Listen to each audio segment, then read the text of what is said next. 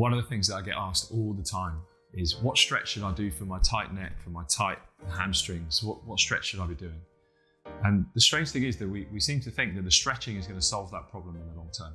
And every now and again, it might feel like it does, and maybe it's just a really transient tightness that you can stretch and it goes away. But if what you're finding is that you're stretching the same area day after day after day, the same problem keeps happening, there's probably an underlying cause to that.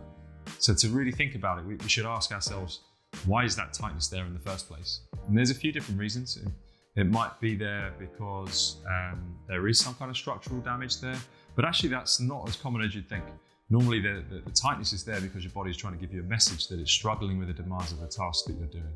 So either with the posture that you're in, or with the load of the task that you're trying to achieve, or the volume of that task. So maybe you're running more than usual, you're lifting heavier than usual, or sitting more than usual. Any of these things might be relevant. But if you need to do that, you might then need to increase the capacity of those tissues to do that task. So that might mean having to strengthen the area. So if that tightness is actually because you're struggling with the demands, maybe instead of stretching the area to deal with the symptom, think about strengthening the area to deal with the cause. I think that's a really important thing to remember, that most of the time there's a capacity problem, and you could just strengthen that area and it makes it much less tight as a result.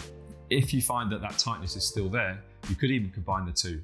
So strengthen and stretch at the same time. So this might be some kind of loaded stretch. So a hamstring, for example, you might do like a deadlift where you're stretching those hamstrings, but also strengthening them at the same time.